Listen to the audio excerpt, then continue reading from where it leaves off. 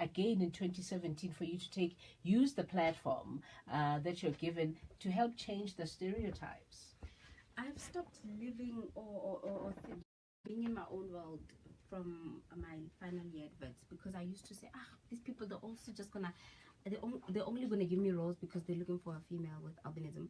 They're only gonna interview me when it's September for the month of awareness. So that's not fair. Yeah. And then that's you know what? That's the industry. That's how it is. And also, I've learned there's young girls who look up to me, who need me to speak on their behalf, and young boys who grew up watching television. There was no one of that complexion who looked like them. Yes. So now that I'm there, I need to use the opportunity to free them from whatever is holding them back. And you know what? It's not my task to change perception. People will change their minds once they're enlightened. There's internet, there's books, there's everything about albinism, but people still decide to choose to believe in what they believe in. I can only be the best version of myself, and people will watch, and from that they will see. It's undeniable that you used to think a person with albinism will be so shy, will have dark spots, they won't get married, they don't have spots. kids. I know, it's silly. You'll be shocked to be things that you hear out there. But when you see Puleng, who is just living their lives, they're not even trying too hard. You will think, okay, maybe I was wrong to think that's all there is to people with albinism. Okay, so getting that SAFTA Special Recognition Award, was that a good feeling? It was a good feeling, because I thought to myself, I'd have to work so hard. You know, I'd have to fight with people to get platforms. People would have to say, oh,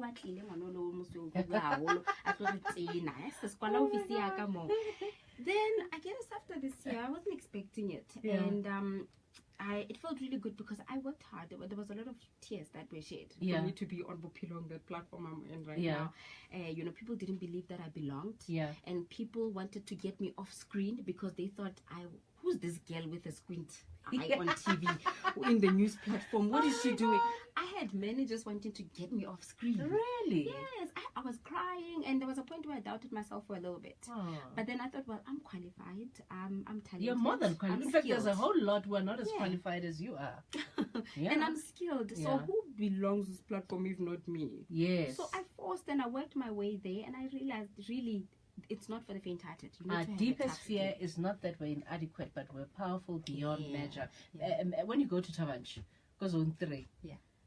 Because I know from the little bit of fame that I've attained in my life, even people who didn't like you growing up, all of a sudden change, and they want to claim you as theirs, and they want to claim they did certain things in your life that they didn't necessarily do, almost as if it lives in their own head. So when you go to Tavanchu and you are now who you are, who you know inside you've always been, and it's just that some people see you differently because you're on TV now. What is the reception like?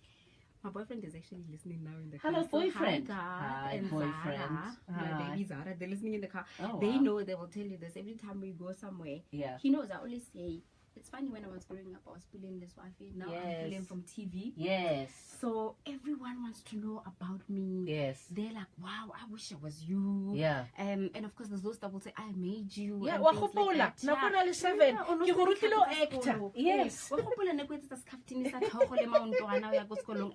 I didn't even like that. I didn't even know you. I don't want that stuff.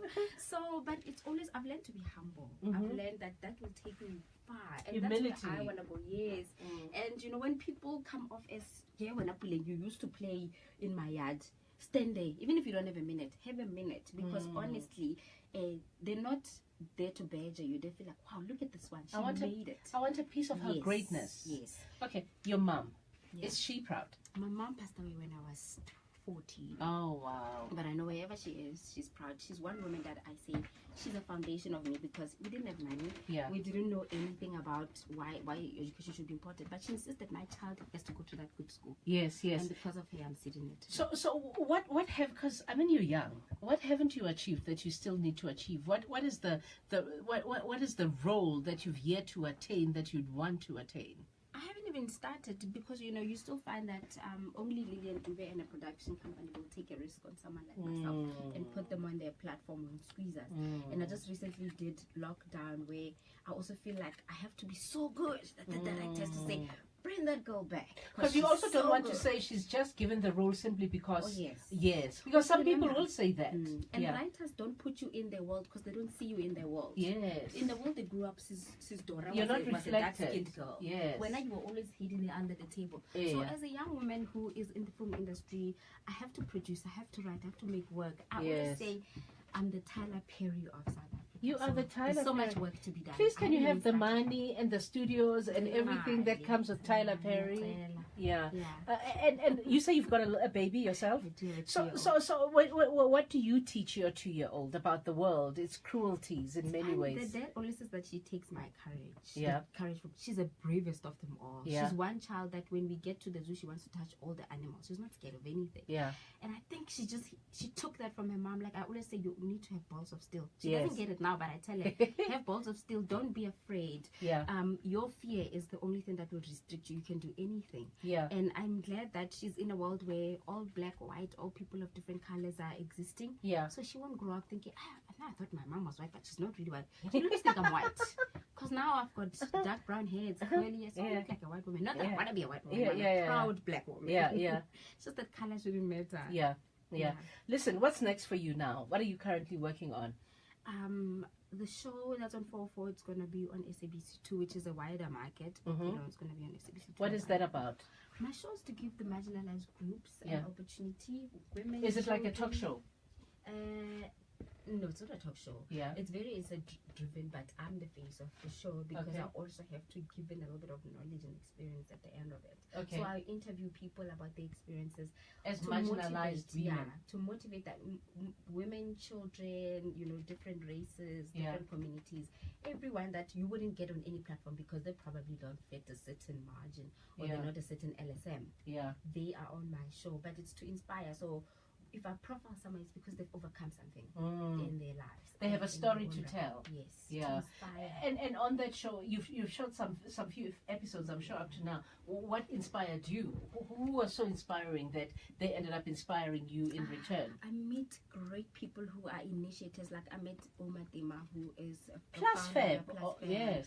I've met Ramona Casavan, who is a Mimi Woman ambassador. I mean, she created in a pet company where they distribute pets. Yeah. I meet all kinds of people that inspire me to start something. Yeah. That if you don't start, no one else will do it for you. And then you say there was no platform. Why did you not create the platform? Wow, you are inspiring. Listen, all the best. Where are you on Facebook, Twitter, Instagram, all of those things, so that people who want to find you just follow, guys. Just follow. On Instagram, I am at Puleng Molebatsi. It's one word. On Twitter, at Puleng_PG. And Facebook, it's full now. So I would say go to Instagram, but you can still follow me on Puleng on Facebook. Keep Puleng Cassidie Flippin-Molebatsi. Oh, Puleng Cassidie Flippin-Molebatsi. Listen, thank you for being an inspiration, and we hope to one day invite you when it's not September, because I learned a valuable lesson last week that I was taught by Professor Phumla Dineo-Qola, who said, why is it that women are called to radio stations in the month of August? And the same principle applies to you. We should not be calling people with albinism only in the month of September. Keep on keeping on, and thank you for coming through. Thank you.